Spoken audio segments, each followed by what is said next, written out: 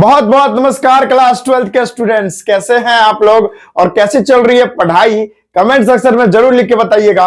और आज हम बहुत ही इंटरेस्टिंग और बहुत इंपॉर्टेंट चैप्टर स्टार्ट कर रहे हैं केमिस्ट्री में, जिसमें भाई हम सॉल्यूशन को स्टार्ट करने वाले हैं। ये जो वीडियो हम अभी बना रहे हैं, ये वीडियो सीबीएसई बोर्ड वालों के लिए, बिहार बोर्ड वालों के लिए, यूपी बोर्ड वालों के लिए, सभी स्टूडेंट्स के लिए है।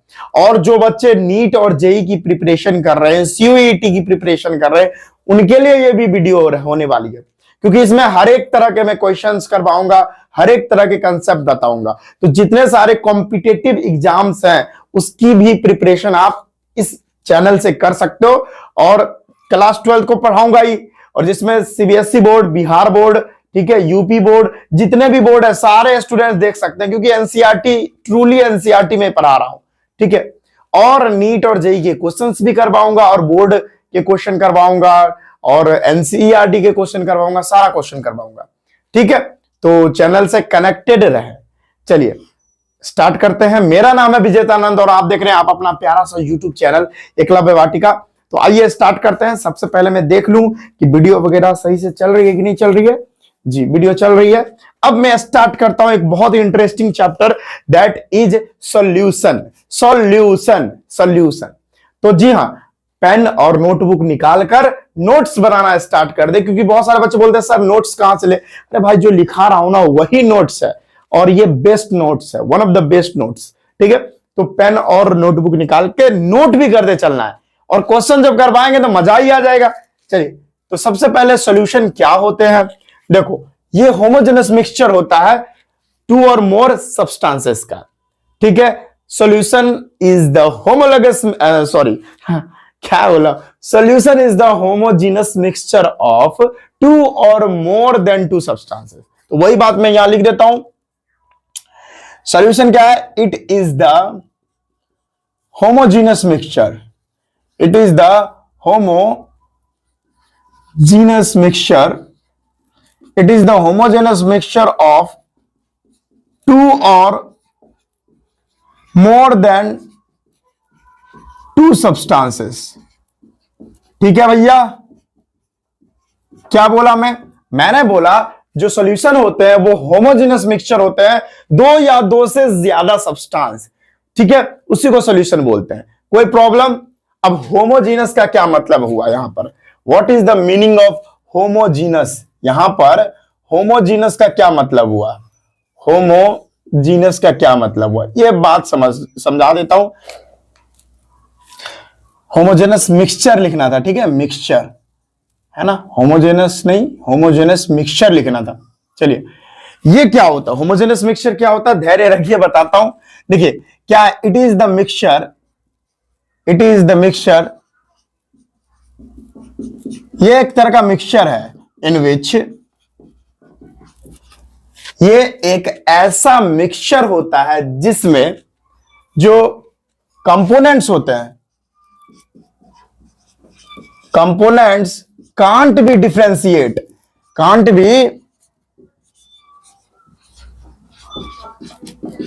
B differentiated through our naked eyes, through our naked eyes. इसका क्या मतलब हुआ सर?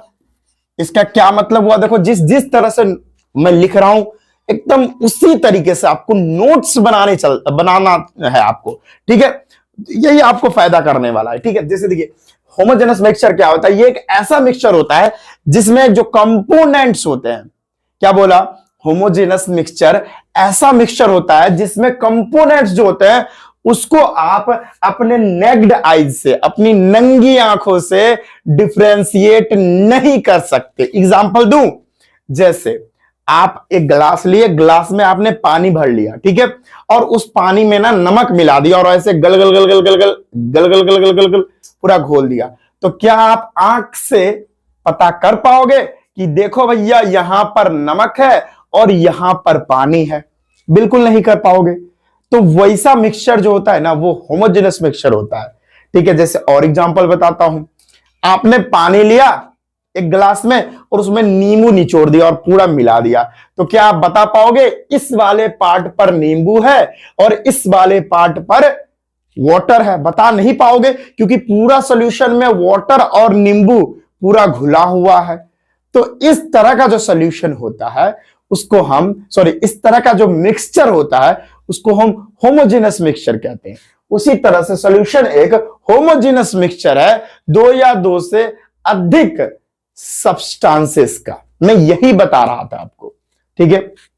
ओके, अब देखिए जो सॉल्यूशन होते हैं, मेरी बात को ध्यान रखिए, ये जो सॉल्यूशन होते हैं, मैं देखिए पॉइंट बाय पॉइंट सारा कुछ लिखते जा रहा हूं, आपके सामने में सब कुछ लिख रहा हूं, ठीक है। तो टेंशन आपको बिल्कुल भी नहीं लेना। देखिए अब ऐसा नहीं है, सुनिए एक मस्त पॉइंट आपको बता रहा हूं, ऐसा नहीं है कि सॉल्यूशन सिर्फ लिक्विड ही हो सकता है, बिल्कुल नहीं। ऐसा अगर आप सोच रहे हो तो आप बिल्कुल भी गलत हो, यानी बिल्कुल गलत हो।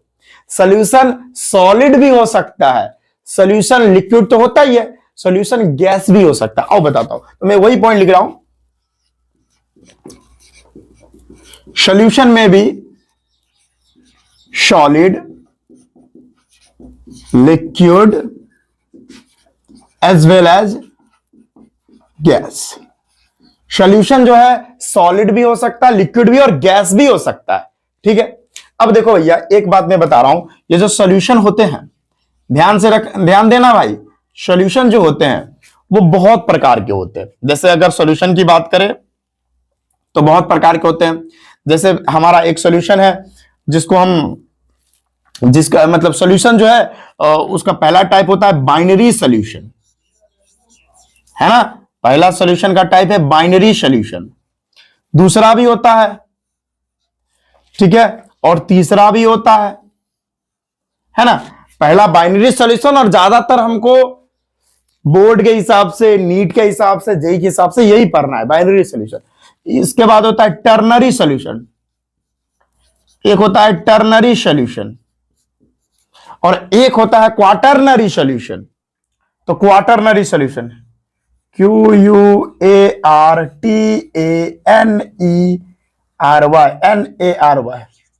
यहां TE होगा। एक होता है क्वाटरनरी सॉल्यूशन, ठीक है, क्वाटरनरी सॉल्यूशन। अब समझो इसका क्या मतलब है। बाइनरी सॉल्यूशन में दो कंपोनेंट्स होते हैं। कितने कंपोनेंट्स होते हैं? दो कंपोनेंट्स होते हैं, बहुत इंपॉर्टेंट। टर्नरी सॉल्यूशन में तीन कंपोनेंट होते हैं, तीन कंपोनेंट्स होते हैं, ठीक है। क्वाटरनरी सॉल्यूशन में चार कंपोनेंट्स होते हैं, 4 कंपोनेंट्स। अब इसका क्या मतलब हुआ मैं समझा रहा हूं, देखो। बाइनरी सॉल्यूशन ऐसा सॉल्यूशन होता है जिसमें दो ही कंपोनेंट होंगे, ठीक है। जैसे बाइनरी सॉल्यूशन अगर आपको बनाना हो, कैसे बनाओगे? अरे भाई वाटर लोगे तो वाटर एक कंपोनेंट हो गया, उसके बाद उसमें चीनी घोलोगे तो चीनी दूसरा कंपोनेंट हो गया, और उसको घोल दो तो वो जो सॉल्यूशन आपके सामने तैयार होके आएगा, that is called binary solution. दूसरा टर्नरी सॉल्यूशन। अब क्या करो, वाटर लो, किसी गिलास में वाटर ले लिया आपने, उसमें चीनी मिला दिया और उसमें नींबू भी मिला दिया और ऐसे गर्र घोल दिया, तो अब आपके पास जो सॉल्यूशन तैयार होके आया वो टर्नरी सॉल्यूशन है, क्योंकि इसमें तीन कंपोनेंट डाला आपने वाटर डाला, आपने चीनी डाला और आपने नींबू डाला, जिसके वजह से ये तीन कंपोनेंट है, तो वो बाइनरी सॉल्यूशन नहीं, टर्नरी सॉल्यूशन कहलाएगा। अगला है क्वाटरनरी सॉल्यूशन, जिसमें चार कंपोनेंट होंगे। आपने क्या किया, पहले पानी डाल दिया एक कंपोनेंट, उसके बाद उसमें चीनी डाला दूसरा कंपोनेंट, उसके बाद उसमें नींबू डाला तीसरा कंपोनेंट, और उसके बाद उसमें आपने नमक भी डाल के घुला दिया, इसे मिला दिया। तो अब आपके पास जो सॉल्यूशन तैयार है वो क्वाटरनरी सॉल्यूशन है, जिसमें चार कंपोनेंट्स है, ठीक है। समझ में आ गया? बहुत ही बढ़िया। एक बार देख लो वीडियो सही आ रहा है कि नहीं। हाँ वीडियो सही आ रहा है, बहुत ही बढ़िया, कोई दिक्कत नहीं। चलिए अब आगे बढ़ता हूं मैं। अब हमको ना ज्यादातर क्या, पूरी तरीके से बाइनरी सॉल्यूशन के बारे में ही पढ़ना होता है, तो हम बाइनरी सॉल्यूशन के बारे में पढ़ने वाले हैं कि देखो भाई बाइनरी सॉल्यूशन में दो कंपोनेंट्स होते हैं, तो भाई दो कंपोनेंट्स वो होगा कौन, तो समझ लो भाई बाइनरी सॉल्यूशन में वो दो कंपोनेंट क्या होगा। तो बाइनरी सॉल्यूशन में वो दो कंपोनेंट होता है, एक होता है भैया सोल्यूट और दूसरा होता है हमारा सॉल्वेंट। एक होता है हमारा सोल्यूट और दूसरा होता है हमारा सॉल्वेंट। यानी ये दो कंपोनेंट कौन कौन होते हैं, एक होता है सोल्यूट और दूसरा होता है सॉल्वेंट। सोल्यूट क्या होता है, तो अब आप कहोगे सर किसी सॉल्यूशन में अगर सोल्यूट को आप खोजना चाह रहे हो तो इसका मतलब है सॉल्यूट वो होगा जिसकी मात्रा कम होगी, है ना। ऐसा आप सोच रहे होगे कि सॉल्यूट वो सब्सटेंसेस होंगे किसी सॉल्यूशन में जिसकी मात्रा कम होगी, और सॉल्वेंट वो होगा किसी सॉल्यूशन में जिसकी मात्रा ज्यादा होगी। ठीक है, ये मानना सही है, लेकिन 100% अप्रोप्रिएट ये नहीं है। 100% आप इसको सही नहीं कह सकते। आओ बताता हूं इसका सटीक डेफिनेशन और इसका सही तरीके से कैसे हम इसको समझ सकते हैं। ठीक है, चलो दिखाता हूं। देखो सॉल्यूट कौन है, तो सॉल्यूट वो है which gets dissolved, which gets dissolved, वो जो डिजॉल्व होता है। और सॉल्वेंट क्या होता है, which dissolves anything in it। देखो सॉल्यूट क्या है, जो घुलता है, सुनो मेरी बात, जो घुलता है किसी चीज में, जो घुल जाएगा किसी चीज में वो सॉल्यूट होगा, और जो घुलाएगा, जो घुलाने वाला होगा वो होगा सॉल्वेंट। इस तरीके से हम समझ सकते हैं। क्या बोला, जो घुलेगा वो होगा सॉल्यूट, और जो घुलाएगा वो होगा सॉल्वेंट। इसको और अच्छे तरीके से समझाता हूं मैं, बहुत अच्छे तरीके से, कि हम कैसे जानेंगे कि कौन सॉल्यूट है कौन सॉल्वेंट है, और अच्छे तरीके से बताता हूं। तो देखो, सच substance having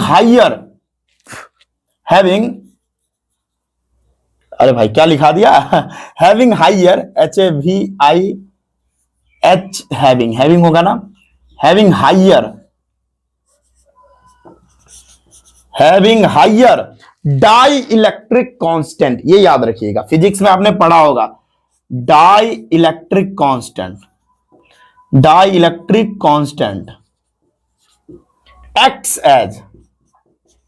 act as solvent. ठीक है, इसका नीचे दिख रहा है कि नहीं दिख रहा है, एक बार चेक करता हूं, चेक करने दो। हाँ दिख रहा है। मैं क्या बोल रहा हूं भाई, इस पॉइंट को समझो। मैं बोल रहा हूं कि सॉल्वेंट, ओके, सॉल्वेंट वो होगा जिसका डाइइलेक्ट्रिक कांस्टेंट ज्यादा हो। डाइइलेक्ट्रिक कांस्टेंट की वैल्यू जिसकी ज्यादा रहेगी सब्सटेंस में, उसका वही क्या होगा, सॉल्वेंट होगा, वही सॉल्वेंट की तरह एक्ट करेगा। मान लो हम अभी ऐसा एग्जांपल देंगे, आपका खोपड़ी खुल जाएगा। जैसे देखिए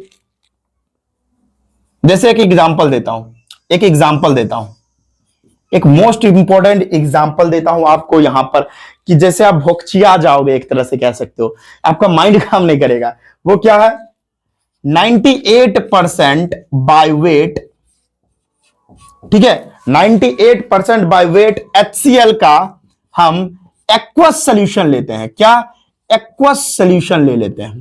ठीक है, 98% बाय वेट ले रहे हैं HCl का, और वो भी एक्वस सॉल्यूशन, यानी HCl जो है वो वाटर के साथ मिला हुआ है क्योंकि एक्वस सॉल्यूशन है।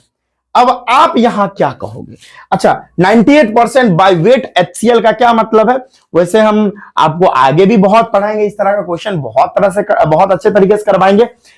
आपकी खोपड़ी में ना सारी बातें डाल दूंगा, तो टेंशन नहीं है। तो फिलहाल में यहां पर 98% बाय वेट HCl कहने का क्या मतलब है, यहां पर मतलब है कि 98 ग्राम ऑफ HCl मौजूद है। क्या, 98 gram of HCl is present in 100 gram of solution. 100 gram solution में 98 ग्राम HCl मौजूद है, वही मतलब हुआ 98% बाय वेट HCl का। ठीक है, कोई दिक्कत नहीं। तो अगर 98 ग्राम HCl मौजूद है 100 ग्राम सॉल्यूशन में, तो 2 ग्राम और क्या मौजूद होगा, simple sir, 2 gram of water is present in 100 gram of solution. अगर 98 ग्राम HCl मौजूद है तो 2 ग्राम वाटर मौजूद होगा क्योंकि एक सॉल्यूशन है।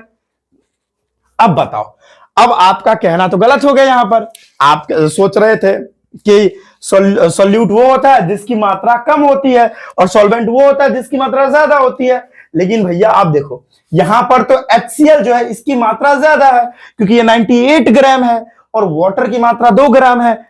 अब बताओ, अब तो आप कहोगे सर HCl यहां पर सॉल्यूट, अब यहां पर आप बोलोगे HCl सॉल्वेंट है क्योंकि इसकी मात्रा ज्यादा है। ठीक है, तो यहां पर आप गलत हो जाओगे। तो आपको याद रखना है जिसकी डाई इलेक्ट्रिक कांस्टेंट की वैल्यू सबसे ज्यादा, वो हमारा सॉल्वेंट की तरह बिहेव करेगा। सिमिलरली यहां पर जो HCl की डाई इलेक्ट्रिक कांस्टेंट है वो वाटर से कम है। सिंपल है भाई, वाटर का डाई इलेक्ट्रिक कांस्टेंट बहुत बहुत ज्यादा है। ठीक है, इसीलिए वाटर को हम यूनिवर्सल सॉल्वेंट भी बोलते हैं। तो यहां पर भले ही 2 ग्राम क्यों ना हो, वाटर ही हमारा सॉल्वेंट होगा। हमारा वाटर ही क्या होगा? सॉल्वेंट होगा। यही हमारा सॉल्वेंट होगा, ये याद रखिएगा। तो आपके खोपड़ी में ये बात गई। ठीक है, आप बहुत पहले से आप ये सब रट रहे हो, जिसकी क्वांटिटी ज्यादा वो हमारा सॉल्वेंट। तो ऐसा बिल्कुल नहीं। देखो यहां पर 2 ग्राम है, फिर भी ये सॉल्वेंट की तरह बिहेव कर रहा है। चलिए इसको नोट करिए, फिर हम आगे बढ़ते हैं। चलिए इसको नोट करिए जल्दी से भाइयों। हाँ, आई होप जो हम समझा रहे होंगे आपको समझ में आ रहा होगा, कोई समस्या नहीं हो रहा होगा। मैं इधर साइड हो लेता हूं और आप इसको लिखो पहले। चलो, अच्छा यहां पर एक बात मैं छोड़ दिया हूं, देखिए वो मैं लिख देता हूं। वो ये है, मैं यहां पे लिख देता हूं, यहां पे बहुत इंपॉर्टेंट पॉइंट था कि देखिए जो सॉल्वेंट की फिजिकल स्टेट होगी वही पूरे सॉल्यूशन की फिजिकल स्टेट होगी। तो मैं लिखूंगा द फिजिकल स्टेट ऑफ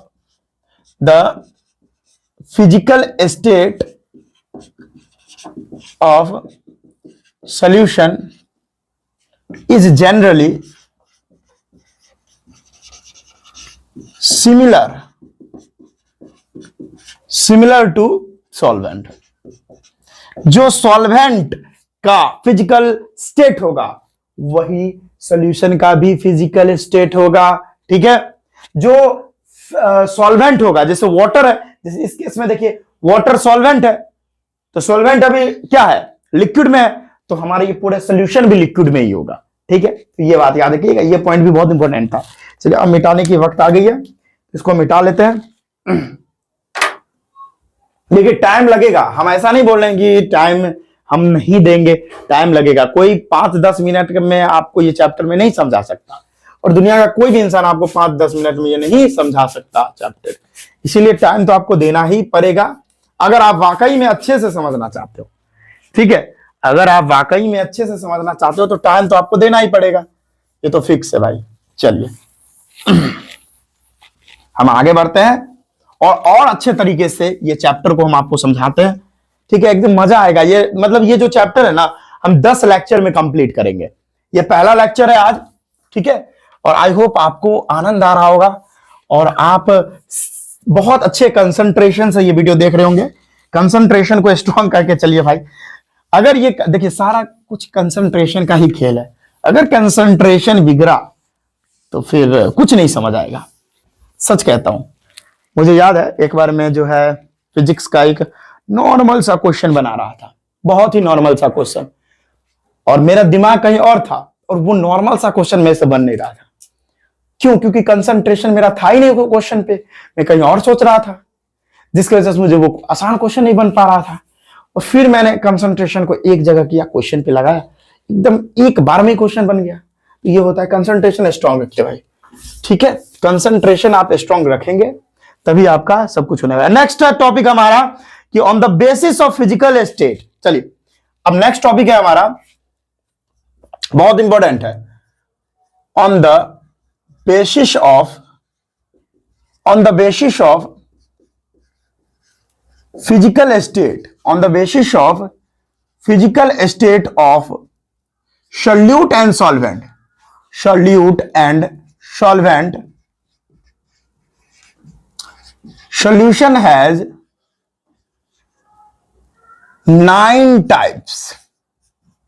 बहुत इंपॉर्टेंट बात यहां पे मैंने लिख दी है, और यहां से भाई बोर्ड में, जेई में, नीट में बराबर धनाधन सवाल आता है। यहां से धनाधन बैक टू बैक दे दनादन क्वेश्चन पूछ रहा है एनटीए, है ना, एकदम खपाखप क्वेश्चन पूछता है यहां से। तो इसको हम देखते हैं। और बोर्ड में भी भाई, बोर्ड में भी है बहुत सारा क्वेश्चन आता है। तो आओ देखते हैं। तो सबसे पहले हम यहां पर एक टेबल बनाएंगे एक तरह से, और तब आपको समझाएंगे। पहले मेरे को बनाने दो और देखते रहो क्या क्या मैं लिख रहा हूं। Solid in solid solution, solid in solid solution. दूसरा सॉलिड इन क्या मैं लिख दिया, सॉलिड इन सॉल्यूशन, सॉल्यूशन क्या sir, solid in solid solution, है ना। उसके बाद सॉलिड इन लिक्विड सॉल्यूशन, उसके बाद सॉलिड इन गैसियस सॉल्यूशन, ठीक है। उसके बाद सॉलिड अब नहीं होगा, अब हो जाएगा liquid, liquid in solid solution. अब कहोगे सर आप तो इसी को रैंडमली इस तरह से ले रहे हो, हाँ उसी तरह से ले रहा हूं। फिर हो जाएगा हमारा liquid in liquid solution, liquid in liquid solution. उसके बाद क्या होगा, उसके बाद हो जाएगा liquid in gas solution, liquid in gas solution, ठीक है। उसके बाद अब गैस का ले लो sir, gas in solid solution. उसके बाद gas in liquid solution, gas in liquid solution. और उसके बाद लास्ट हो जाएगा हमारा गैस इन गैस सॉल्यूशन। चलिए ये बारी बारी से सभी को हम बढ़िया से समझते हैं। सबका एग्जाम्पल बहुत इंपॉर्टेंट है। 2 3 4 5 6 7 8 9 टाइप के, 9 टाइप्स के हो गए। और इसका ना एग्जाम्पल काफी इंपॉर्टेंट है, एक बार वीडियो देख लूं मैं। हाँ ठीक है ठीक है ठीक है। इसका इंपॉर्टेंट एग्जाम्पल है, बहुत सारे इंपॉर्टेंट एग्जाम्पल्स है जो मैं आपको बताऊंगा। सॉलिड इन सॉलिड, देखो कोई सॉलिड को सॉलिड से मिला दो तो वो भी एक सॉल्यूशन है। मैंने आपको ऑलरेडी बता रखा है कि ऐसा नहीं है कि सॉल्यूशन सिर्फ लिक्विड का ही बने। सॉल्यूशन जो है हम आपका सॉलिड और सॉलिड का भी अगर मिल जाए तो वो भी सॉल्यूशन होता है। और गैस गैस मिल जाए वो भी सॉल्यूशन होता है। और लिक्विड लिक्विड को तो आप तो सॉल्यूशन बहुत पहले से जान रहे हो, है ना। समझ में आया ये बात है। चलो तो सॉल्यूशन इन सॉलिड सॉल्यूशन, आइए इसका एक एग्जांपल देते हैं। एग्जांपल अगर इसकी बात करोगे तो जितने सारे एलओआईज हैं, जितने सारे एलओआईज हैं, एलओआई जानते हो, एलओआईज क्या होता है कि 2 या 2 से ज्यादा मेटल का क्या होता है, होमोजेनस मिक्सचर होता है। 2 या 2 से ज्यादा मेटल का होमोजेनस मिक्सचर ही क्या कहलाता है, एलओआईज। ठीक है, समझ आया, कोई टेंशन। जैसे भाई अरे जैसे गोल्ड का ले लो ना, गोल्ड ले लो, है ना। जैसे 24 कैरेट गोल्ड तो बहुत ही शुद्ध होता है, लेकिन वो 24 कैरेट गोल्ड में क्या करा जाता है आपको, है ना, उसमें कॉपर मिलाया जाता है कुछ परसेंटेज, और कुछ परसेंटेज तो आपका गोल्ड रहता ही है। तो वो क्या एलओआईज हो गया एक तरह से। ठीक है, ये बात है, कोई टेंशन नहीं। तो जितने सारे एलओआईज है उसमें मेटल ही, तो एक मेटल इधर से लिया, दूसरा मेटल इधर से लिया, उसको मिला दिया। ठीक है, कोई टेंशन नहीं। जैसे ब्रास है, ब्रास है ना, ब्रास जी, ब्रास। तो ब्रास जो है वो क्या है, 2 मेटल का यहां पर होमोजेनस मिक्सचर है। तो ये सब क्या हो गया, वो सब एलओआईज हो गया। और ये किसका एग्जांपल है, सॉलिड का सॉलिड सॉल्यूशन में हम क्या करें, उसको मिला रहे हैं। तो ये जो है एग्जांपल है किसका, सॉलिड इन सॉलिड सॉल्यूशन का, एलओआई। दूसरा है सॉलिड इन लिक्विड सॉल्यूशन, किसी लिक्विड सॉल्यूशन में सॉलिड को मिलाओ, क्या एग्जांपल होगा, कोई भी सॉलिड ले लो और उसको लिक्विड में घुलाओ। ये तो बहुत इजी है, जैसे नमक को पानी में घुला रहे हैं। जैसे मैं एग्जांपल इसका लूंगा, कोई भी नमक ले लिया NaCl और इसको पानी में घुला रहे हैं। ये एग्जांपल तो आपको ऑलरेडी पता था, है ना। ये हमारा सॉलिड है, ये हमारा लिक्विड है, ये भी एक सॉल्यूशन है। अच्छा, तीसरा है सॉलिड इन गैसियस सॉल्यूशन, कोई भी सॉलिड को गैस में घुलाओ, कोई भी सॉलिड को गैस में मिलाओ, तो वो एग्जांपल होगा सॉलिड इन गैसेस सॉल्यूशन का। तो कोई एक सॉलिड ले लो, जैसे एग्जांपल हम इसका लेते हैं, इसका एग्जांपल हो जाएगा कोई भी सॉलिड को आप गैस में मिला रहे हो, तो ये एग्जांपल हो जाएगा क्या, dust particle in air. Yes, dust particle, dust particle in air. Air में जो डस्ट पार्टिकल है, डस्ट पार्टिकल क्या होते हैं, सॉलिड होते हैं और वो पूरे एयर में घुल मतलब मिले हुए हैं। तो इसका एग्जांपल हो जाएगा solid, solid dust particle solid है और वो गैस में पूरी रैंडमली तरीके से इधर उधर घूम रहे हैं, तो इसका एग्जांपल हो जाएगा सॉलिड इन गैसेस सॉल्यूशन का डस्ट पार्टिकल। और एक एनसीईआरटी में लिखा है निकल को हाइड्रोजन से मिलाओ, तो ये भी एग्जांपल है, निकल सॉलिड होता है और हाइड्रोजन गैस होता है। ठीक है। अच्छा, लिक्विड इन सॉलिड सॉल्यूशन, कोई लिक्विड इन सॉलिड सॉल्यूशन का एग्जांपल बताइए। कोई भी चीज का पेस्ट यार, जेल या किसी भी चीज का पेस्ट, अरे भाई लिक्विड इन सॉलिड सॉल्यूशन। हाँ, कोई भी सॉलिड ले लो, कोई भी सॉलिड ले लो और सॉलिड में थोड़ा पानी मिला दो, तो उसका जो पेस्ट क्या है, उसका जो पेस्ट है वो गाढ़ा गाढ़ा गाढ़ा गाढ़ा बनता है। गाढ़ा गाढ़ा जो बनता है वो क्या है, वो जेल है या पेस्ट है। तो ये एग्जांपल हो जाएगा जेल या पेस्ट। ये हमारा लिक्विड इन सॉलिड सॉल्यूशन का एग्जांपल है। अच्छा, लिक्विड इन लिक्विड सॉल्यूशन, ये तो सर बहुत ही इजी है। क्या, ये तो सर बहुत ही इजी है और ये तो हम जानते भी हैं। क्या क्या, तो एल्कोहल जी, सभी लोग जानते होंगे। Alcohol plus water, alcohol plus water जो सॉल्यूशन है ये भी लिक्विड, ये भी लिक्विड, इसका एग्जांपल हो गया। नेक्स्ट है लिक्विड इन गैस, कोई भी लिक्विड को गैस में मिलाओ, कोई भी लिक्विड को गैस में मिलाओ, तो कोई भी लिक्विड क्या है, जैसे इसका एक परफेक्ट एग्जांपल है फॉग। फॉग, फॉग वो धुंध जो होता है ना, ठंड के महीना में होता है, ठंड के महीना में जो धुंध है वो क्या है, लिक्विड है और वो पूरी गैस में मिला रहता है ना। तो फॉग जो है परफेक्ट एग्जांपल है। गैस इन सॉलिड सॉल्यूशन, इसका देख लो, कोई भी गैस है वो सॉलिड में मिला हुआ है। हाँ, इसका एग्जांपल स्पॉन्ज हो जाएगा। कैसे, स्पॉन्ज जो होता है वो क्या होता है, उसके अंदर छेद छेद होता है और छेद में क्या होती है, एयर होती है। तो सॉलिड के अंदर क्या घुला हुआ है, क्या मिला हुआ है, एयर मिला हुआ है। तो ये स्पॉन्ज जो है वो एग्जांपल हो जाएगा, perfect example gas in solid solution का। तो हो जाएगा स्पॉन्ज, स्पॉन्ज हो गया या फोम हो गया, ये परफेक्ट एग्जांपल है किसका, गैस इन सॉलिड सॉल्यूशन का। नेक्स्ट है हमारा गैस इन लिक्विड सॉल्यूशन। अरे भाई ये बियर, जितने भी बियर होते हैं, जितने भी बियर कोई भी ब्रांड के हो जाए, बियर है, उसके बाद हमारा कोल्ड ड्रिंक्स है, ये सब क्या है, ये सब एग्जांपल है गैस इन लिक्विड सॉल्यूशन। ठीक है। बियर क्या है, जैसे सोडा वगैरह हो गया, उसमें क्या है, गैस भरा जाता है किसी लिक्विड सॉल्यूशन में, बियर भी वही है। ठीक है। और लास्ट है गैस इन गैस सॉल्यूशन, इसका एग्जांपल अगर बात करें तो ये एयर हो जाएगा।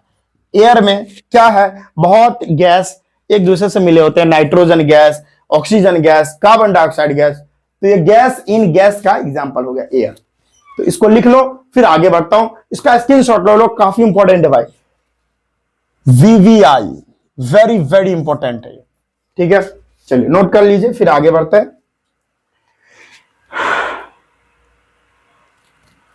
नोट कर लीजिए।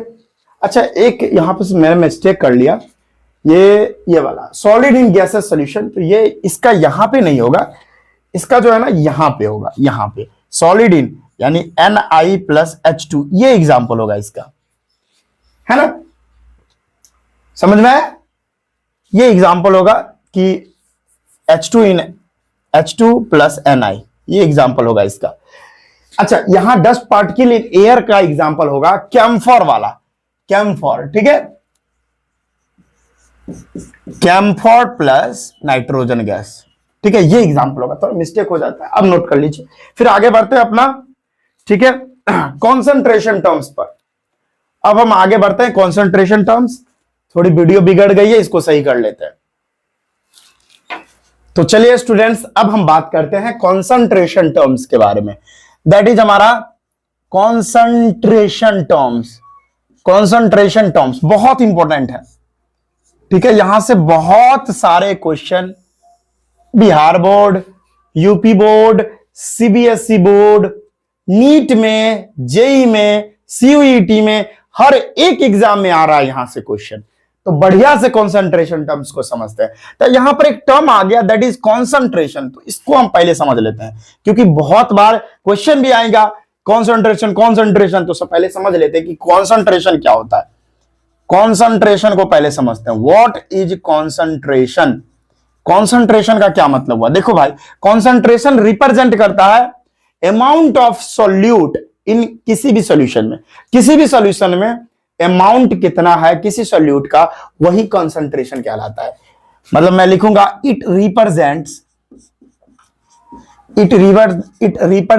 द अमाउंट ऑफ सॉल्यूट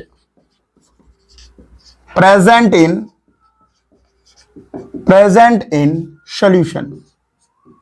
किसी भी सॉल्यूशन में जो सॉल्यूट है वो कितना प्रेजेंट है, सॉल्यूट कितना प्रेजेंट है किसी सॉल्यूशन में, उसी को हम कंसंट्रेशन बोलते हैं। ठीक है, अब कंसंट्रेशन टर्म्स में सबसे पहले हमको पढ़ना है अपना लोगों को, दैट इज मोलैरिटी। क्या भैया? मोलैरिटी। सबसे पहले हमको मोलैरिटी के बारे में पढ़ना है, काफी इंपॉर्टेंट है। देखिए भैया, मोलैरिटी कहते किसको है? What is molarity? बहुत इंपॉर्टेंट है, यहां से बहुत सारे सवाल आएंगे और यूपी बोर्ड, बिहार बोर्ड में तो भर भर के आ रहे हैं। तो आइए देखते हैं मोलैरिटी का क्या मतलब हुआ। देखिए, ध्यान से देखिएगा तभी आपको समझ में आएगा। आइए देखते हैं। Number of moles of solute present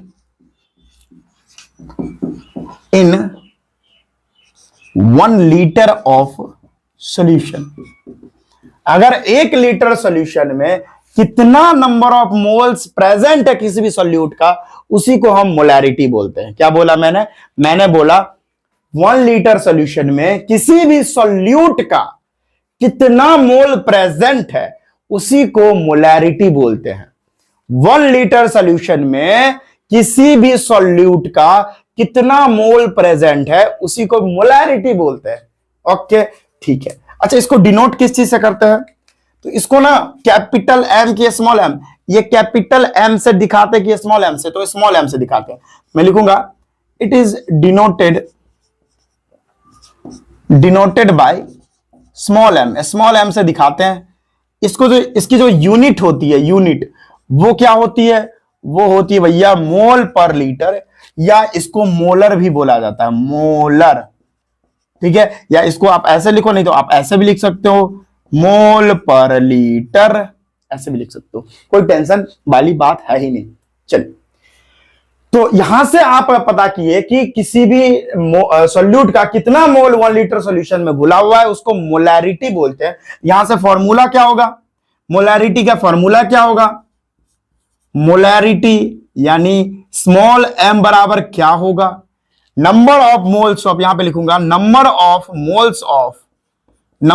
moles of solute divided by क्या? वॉल्यूम ऑफ सॉल्यूशन,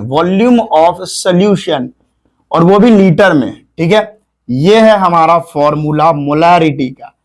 याद रखिएगा इस बात को भाई, इस बात को आप गांठ बांधकर माथा में घुसा लो, यानी माइंड में घुसा लो इस बात को। अच्छा, कहीं कहीं पर अगर आपका वॉल्यूम किसी भी सॉल्यूशन का ml में दिया हो तो क्या हो जाएगा इसका फॉर्मूला? तो मोलैरिटी बराबर स्मॉल m बराबर number of moles of solute तो होगा। अच्छा, एक बात मैं आपको बताना भूल गया, देखो सॉल्यूट में यहीं पे बता देता हूं क्योंकि आगे हमको बहुत सारा क्वेश्चन इस पर करना है तो बाद में परेशानी ना हो। यह है सॉल्यूट आई एम सॉरी, यह है सॉल्वेंट। देखो सॉल्यूट जनरली बात करें, जनरली सॉल्यूट की जो मात्रा कम होती है, आप लोग के हिसाब से चल रहा हूं, तो इसको हम बी से मानते हैं और सॉल्वेंट को हमेशा ए से दिखाते हैं, ये याद रखिएगा। ठीक है, ओके। तो अगर मोल की बात करें, क्योंकि अभी आपको बताया कि सॉल्यूट के कितने मोल प्रेजेंट है, तो सॉल्यूट के मोल को हम NB लिख सकते हैं। हाँ सर, लिख सकते हैं, क्योंकि मोल को N से दिखाते हैं और सॉल्यूट को B से दिखाते हैं, तो NB लिख दिया। और वॉल्यूम ऑफ सॉल्यूशन, और क्या? वॉल्यूम ऑफ सॉल्यूशन, और वो भी किस चीज में? अगर ml में रहे, ml में अगर रहे तो ऊपर में 1000 हमको लिख देना है। क्या करना है? 1000 लिख देना, और यही हमारा फॉर्मूला है अगर ml में रहे तो। ठीक है, ये है फॉर्मूला और यही था मोलैरिटी। आइए एक क्वेश्चन करते हैं। आइए बहुत ही सिंपल सा एक क्वेश्चन कर लेते हैं। चलिए, क्वेश्चन क्या कह रहा है कि मोल्स ऑफ सॉल्यूट जो है, moles of solute 4 and volume of solution is 1। चलिए यहां से क्वेश्चन कर लेते हैं। बहुत ही सिंपल क्वेश्चन पहले करते हैं, पहले बहुत इजी क्वेश्चन करेंगे, उसके बाद बढ़िया बढ़िया क्वेश्चन करेंगे मोलैरिटी पर, क्योंकि क्वेश्चन बहुत करेंगे हम इस पर।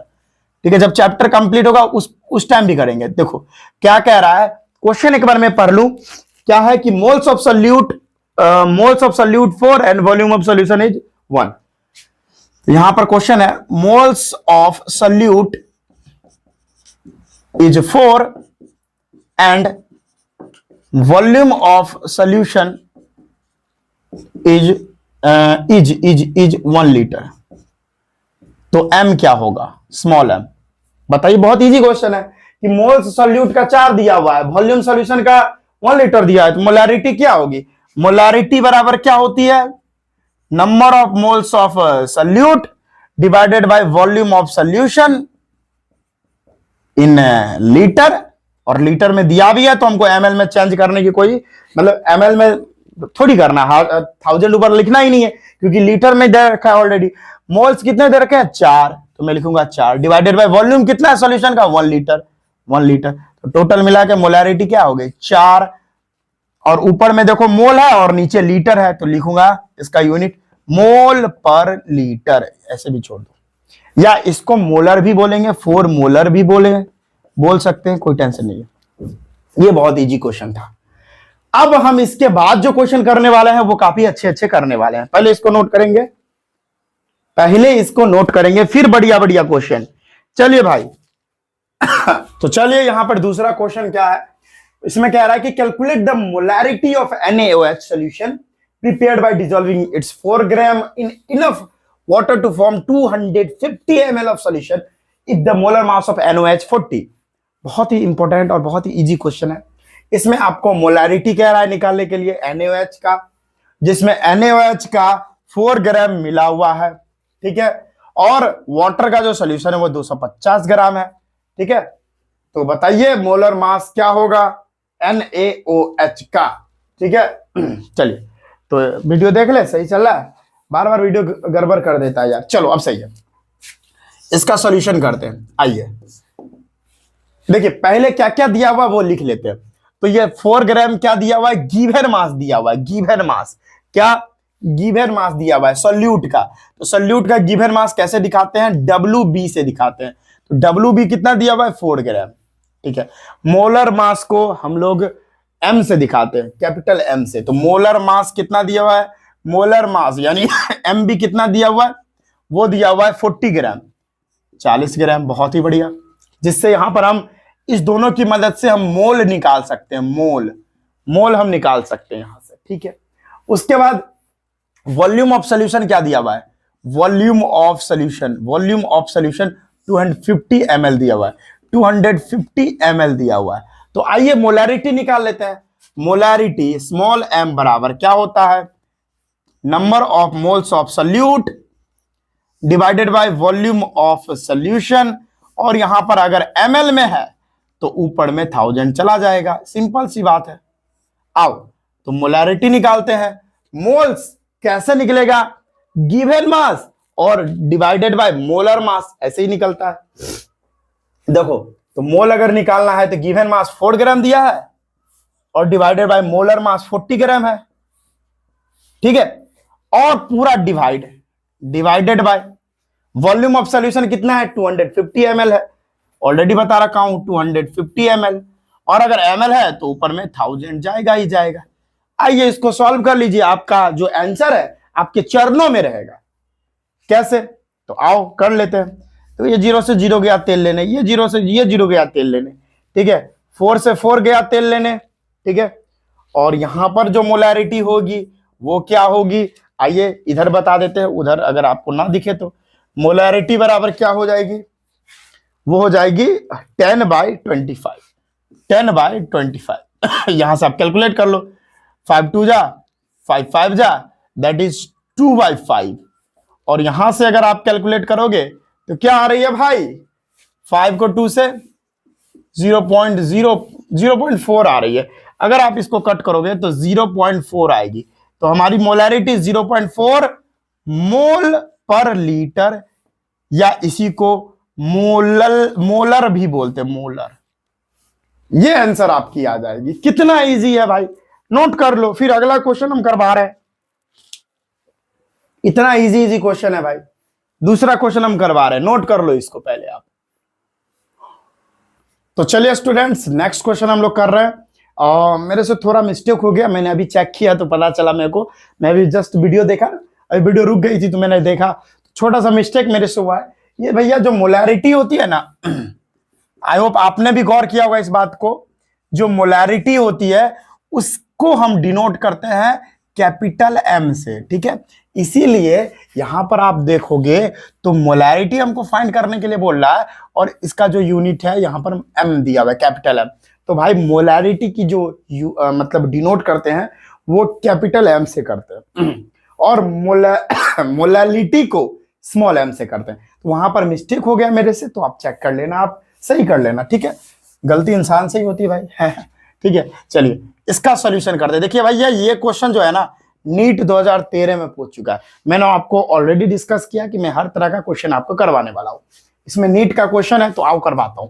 क्वेश्चन क्या कह रहा है, 6.02 इंटू 10⁻20 मॉलिक्यूल यूरिया का अगर प्रेजेंट है 100 ml सोल्यूशन में, तो बताना है कि कॉन्सेंट्रेशन इस सोल्यूशन का क्या होगा, ठीक है। तो यहां पर 4 ऑप्शन दे रखे हैं, तो आइए सॉल्व करते हैं। नीट में पूछा गया क्वेश्चन है, तो आइए यहां पर मॉलिक्यूल्स दिया, यानी नंबर ऑफ पार्टिकल्स दे रखे हैं।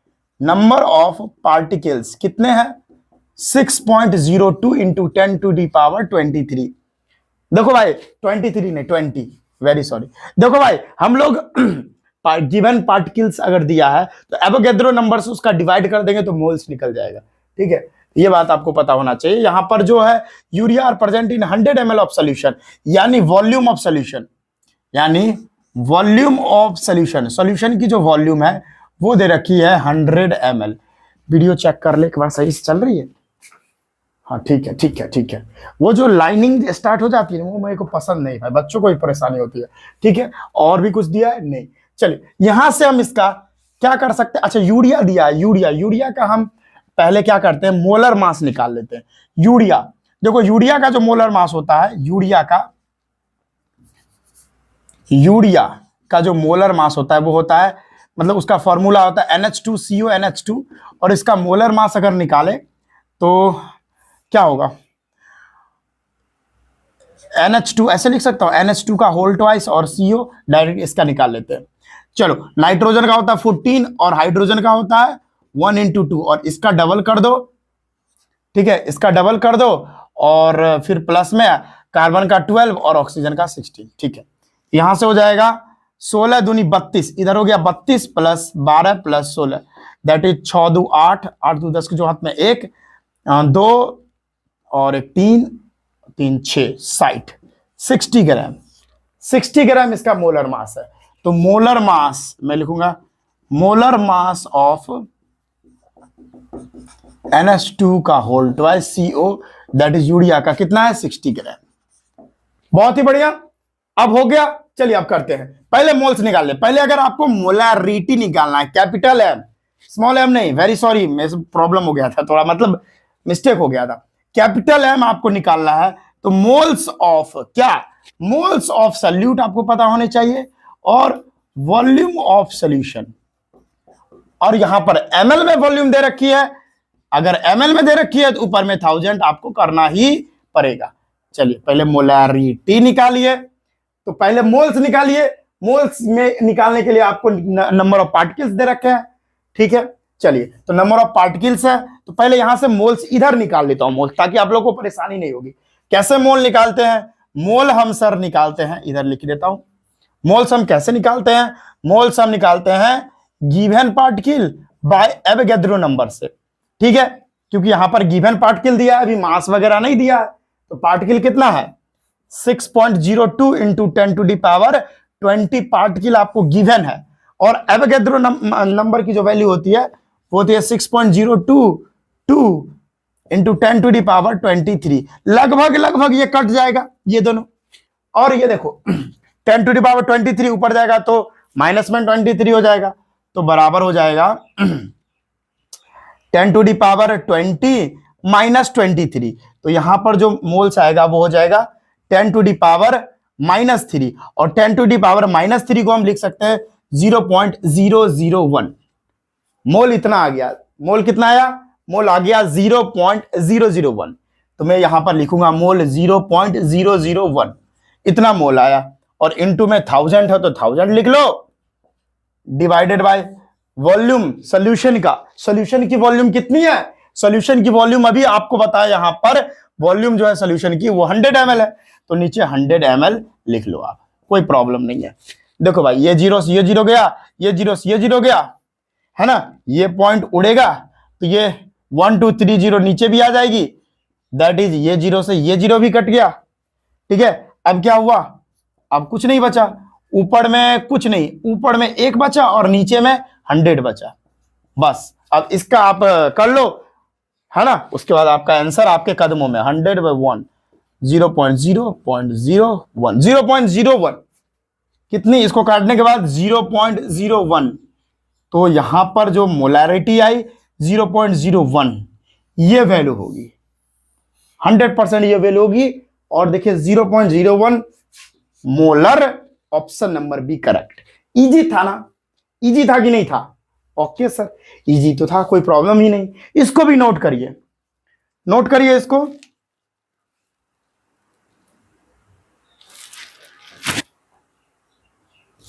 चलिए स्टूडेंट्स, एक और क्वेश्चन कर लेते हैं मोलैरिटी के ऊपर। जितना क्वेश्चन हम लोग करेंगे उतना हमारा कंसेप्ट क्लियर होता जाएगा। देखिए क्वेश्चन है, if the concentration of glucose का फॉर्मूला होता है ये, इन ब्लड इज 0.72 ग्राम पर litre, the molarity of glucose in blood is dash into 10⁻³ ठीक है, क्या होगा? क्या होगा? क्या होगा? चलिए आइए बनाते हैं इस क्वेश्चन को। तो इसमें क्या क्या दे रखा है? दे रखा है 0.72 ग्राम पर लीटर, ठीक है, यानी जो आपकी ग्लूकोज है, यानी जो ग्लूकोज है उसकी दे रखी है मास 0.72 ग्राम, ठीक है। अब आपको पता होना चाहिए ग्लूकोज का मोलर मास, यहां पर दे रखा है कार्बन का 12, हाइड्रोजन का 1 यूनिट और ऑक्सीजन का 16 ग्राम। तो ग्लूकोज होता है C6H12O6, ठीक है, और इसका आपको निकालना है। वो तो मेरे को पता है कि 180 होगा, लेकिन आपके लिए मैं इसको भी कैलकुलेट करता हूं। कार्बन का होता है 12, इसका आइटम 6 है, प्लस हाइड्रोजन का होता है 1 और इसका आइटम 12 है, प्लस ऑक्सीजन का होता है कितना भाई 16 और इसका 6 है, ठीक है।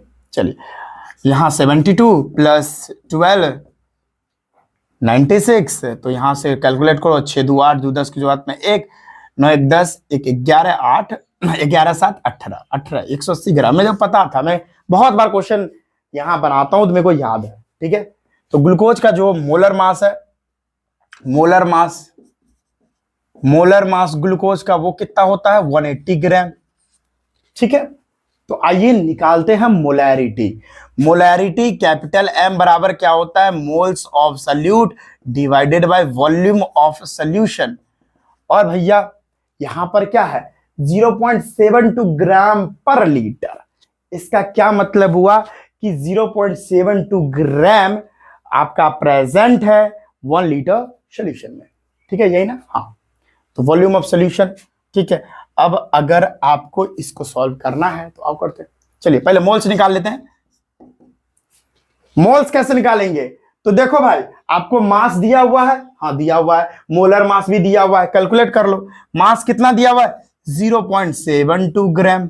मोलर मास कितना दिया हुआ है, मोलर मास 180 दिया हुआ है, divided by volume of solution.